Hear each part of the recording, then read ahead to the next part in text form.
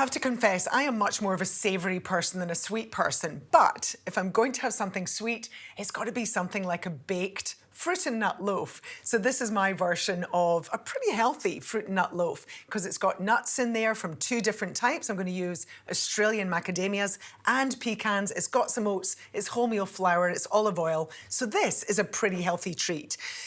The other thing is that I love that it's actually really simple. All you basically do is combine all your wet ingredients in one bowl, all your dry ingredients in the other, whip them all together, and then pop it into a baking tin and into the oven. So I'm just putting in here 3 eggs that I'm going to whisk up in a bowl. And then I'm adding extra virgin olive oil, so it's healthy fat. You're getting your polyphenols in there. It's all really great ingredients. Pour your oil in. Then I'm putting in some milk.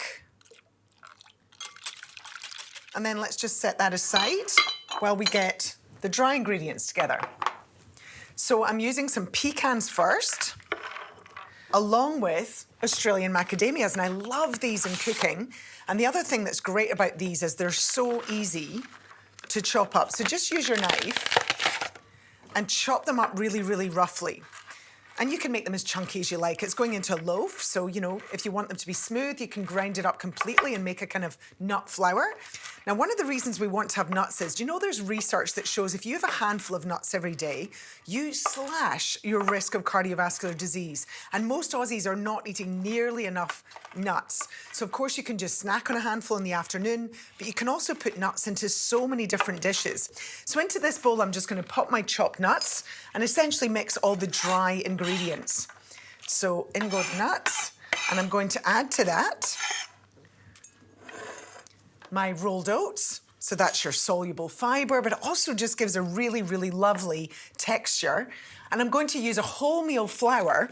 Look, nothing's wrong with baking with, sometimes you want to use a white flour for the flavour, but when you sift the flour to make white flour, you're missing out on all the fibre and all the B group vitamins and a whole bunch of different nutrients when you do that sort of fine sifting and refining to get white flour. So I'm going to use a wholemeal flour.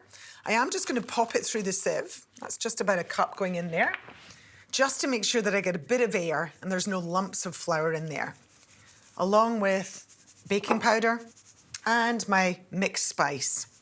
And then when you get to the end of the sifting, you're going to see there's a whole load of bran. That's your fibre. So you want that in there. I'm sifting it to get the air in, but I am going to add the fibre that's at the end. Then we just give that all a mix around. And the last part that's going to give this a lovely zest is to add the zest of an orange, and then I'm also going to add the juice.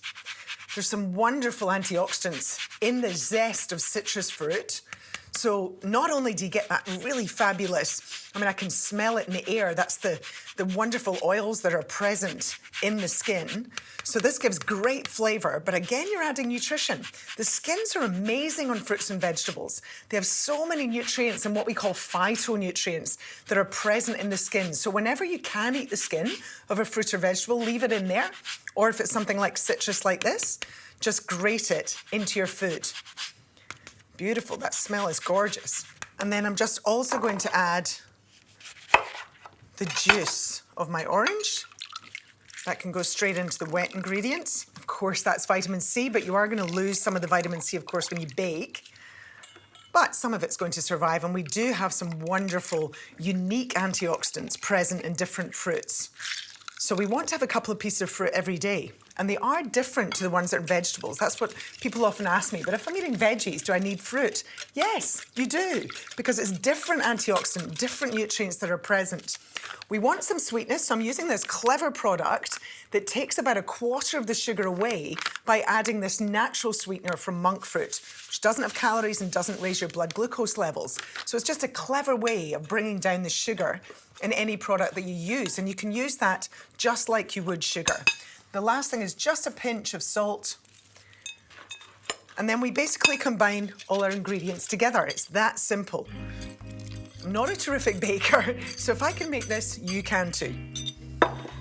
Pop it all together. Mix it without over-mixing it, just making sure that the flour is well mixed into the wet ingredients. And then we pour it into our lined loaf tin.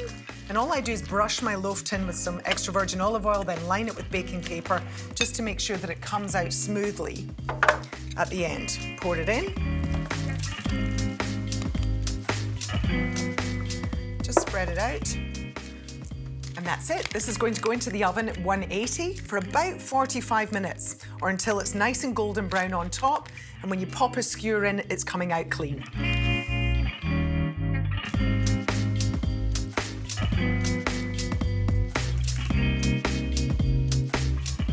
So I've allowed this to cool, so it's cool enough to handle. You can see it's a gorgeous golden brown on top. I'm just going to pull it out, remove the paper. Doesn't that just look divine? It's such a tasty and nutritious snack. Actually, it's delicious toasted too, with a ricotta cream. So before I slice it, let me just show you how this works. This is just a full-fat ricotta, and I'm just gonna add some orange juice, fresh orange juice, that's all. But you could also make it tangier with some lemon juice, whatever you really love. You could mix the ricotta with some passion fruit, any kind of fruit juice that you've got. I'm just going to use about the juice of half an orange here. Mix that up. If you want it to be sweeter, add a little drizzle of honey.